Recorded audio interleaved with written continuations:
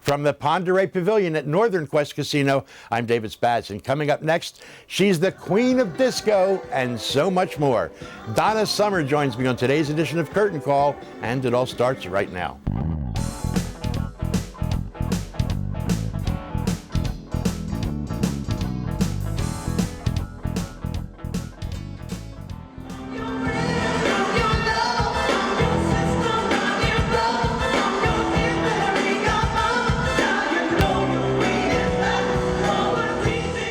If you go to donnasummer.com, before you even get to the homepage, the first thing you're going to see are the words, "The Queen is back," and we're happy to have her. Donna Summer. Thank you. Good to see you again. Thank you. You too. All right, "The Queen is Back" is a track from your new CD, Crayons, yes. and it's the first time musically that you've kind of poked fun at yourself. Well, you know, you gotta have a sense of humor, and if anybody's ever been to my show, they know that I have a sense of humor. But this is a reference, obviously, to the Queen of. I mean, they've been calling you the Queen. For 30, I hate Yes, 30 years. since I started. Since you started. Yeah. So what, you decided it was time to have fun with it? Well, I mean, I just had the title came up, and everybody kept saying, "When are you coming back?" When I'm like, I didn't go anywhere. When are you coming back? I didn't go. You know. So finally, I decided that that would be a good title. When I finally did, make a new album. So I wrote the song, and it was fun. You didn't. Yeah, right. You didn't come back because you have been viable and working. Yeah. I wasn't recording that much, though. So Crayons, though, this is something that you haven't done in 17 years, right? Yeah. All original material. Yeah. You wrote just about every song, or co-wrote every song. Just about every song. Yeah. Why was it time, after all this time, to finally do this? I was on the road for the last 2 years, and I realized after being on the road that I really needed some new songs to sing, and I was not tired of singing the old songs. I just needed some new songs that were my own. And so I had an offer to go and to record, and so I finally worked it out so that I could do a new album with new material, and the record company decided they would stand behind me and give me the chance. And record companies haven't been doing that with a lot of people. No, almost not at all. Why is that? Well, because I think they want to be safe, but I think that it's sort of like asking Rembrandt to stop painting at a certain age. It's like, somebody's a writer. I'm a singer-songwriter, so I don't just sing other people's songs, and I really don't have any interest in only doing that. I think that if you're just a singer and that's what you do, then that's a different story. But I'm a writer, so I don't. I like to sing what comes out of me, and so I think they were willing to take a little bit more of a risk with that. Mm-hmm. And this album pretty much musically goes all over the place, Absolutely. doesn't it? Yes, it does. Well, I use the box of crayons as my motto. And when you're a little kid, you get your box of crayons and you write on the paper your parents give you, but then you discover the white wall, and and then the Rembrandt in you comes out, and then you're unstoppable. Mm-hmm. And I wanted that feeling of being free like a little kid, and every color in the box was another direction, another feeling, another culture or something. Something had to be different, and my criteria for this album was that every song had to be different, really different. Mm-hmm. But it does follow a certain pattern, though. I mean, a Donna Summer sound, doesn't it? Well, not really. No. I think that each song has its own identity, and I think there are certainly some surprises on there. Like Driving Down Brazil I've never done that sort of style of a song, and there's just some different things on there that I've never, like Fame is very different, little hip hop lyric. Fame is a very unusual song because it has a kind of 3 or 4 different types of music all rolled into one. And so I did some adventurous things, and so far the response has been great. Oh, well, Stamp Your Feet. You broke right out of the gate. Stamp Your Feet is great too, yeah. Were you surprised by that, or did you think that, all right, this is the hit?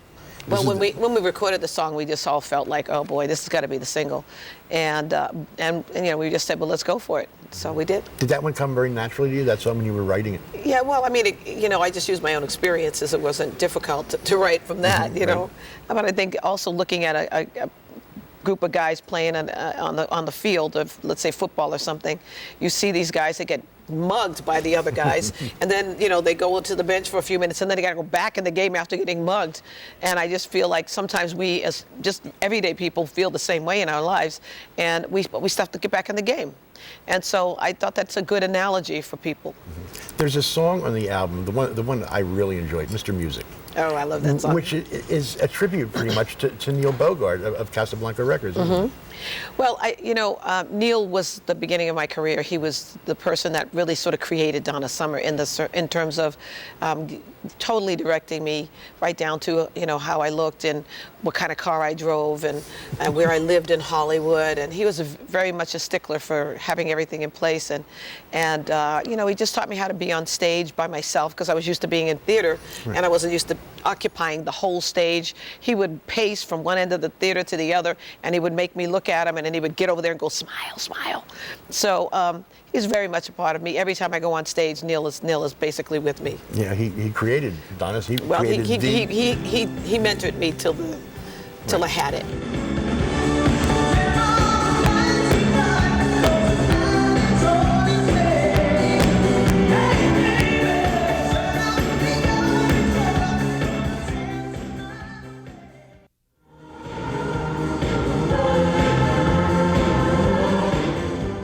A lot of people don't know, your fans, your diehard fans know, but a lot of people don't know that you originally wanted a career in legitimate theater, right? Yeah, yes. And you did appear in a Broadway ensemble. Yeah, yeah. I auditioned for Hair back in the day, and I got clothing optional, or was that clothing optional? Yeah, okay. A little bit. I wore mine, but back in the day. Right. But I did Hair, and then I went on to do 4 or 5 other musicals in Europe.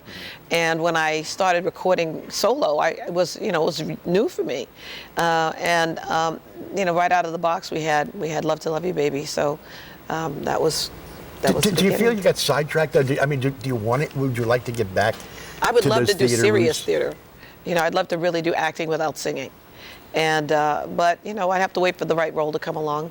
I don't always want to play. The offers that come sometimes are hookers, prostitutes, drug addicts. I'm like, hey, there's got to be another role here somewhere, So if the right role came, I would love to. Would it have to be an original role, or would it be something that's already existing? Well, it could be something existing, but I'd like to have a role that I could actually create the character, because I feel like that would be a nice thing to do. Well, you're a writer. Why don't you? Well, I've written my musical. I'm waiting. I've been working on it for the last 5 years. Was there ever a time when you wanted to really distance yourself from those disco songs? They were very good to you, and they made you what you are today. But I can understand how you might feel pigeonholed or stereotyped by it. I don't let it limit you. Only if it doesn't limit me. I think if you listen to any of my old albums, it never did. I sang all kinds of albums. I'm the first woman, from what I've been told, that ever won a rock and roll Grammy. I have 5 Grammys in 5 different categories. And I'm not saying that to brag. I'm just saying, for instance, that's a fact. That's just a fact. It's a fact. And the point that I'm trying to make is that each category was different. So it hasn't always been about disco, even though people know me as that title stuck. So I've been conquering a lot of fields in my life and horizons, and I hope to continue to do that. The title of the album and the song on the album, Crayons, I would imagine that has a lot to do with you as a visual artist, because your art has been displayed all over the world. It sells at a very, very nice price. I know that. Yes, it does. Thank you very much. Yes. Thank you. But was there a correlation between the two artistic sides of you, the music side and the visual arts?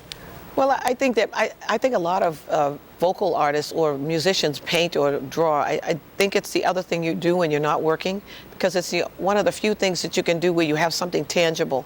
I think when we're on stage, we do a show, we go home, we have nothing. We have, the memory of the night, but we can't capture it all.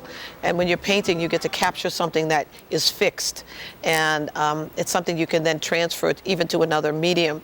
And so I think that's why painting is as important for people who are musicians. And it definitely is an equal part of me. I don't get to do it as much right now, but I'm hoping to get a chance to have a painting spurt. Is that the way it is? You go through spurts? Spurts, yeah, definitely. I don't paint when I'm unhappy. Really? No, I sing when I'm unhappy, and I paint when I'm happy. And I don't only sing when I'm unhappy, but somehow when I'm unhappy, the first way that I would express myself would be through singing. Does it make you feel better, or Yes. does it just unburden you? Oh no, it unburdens me.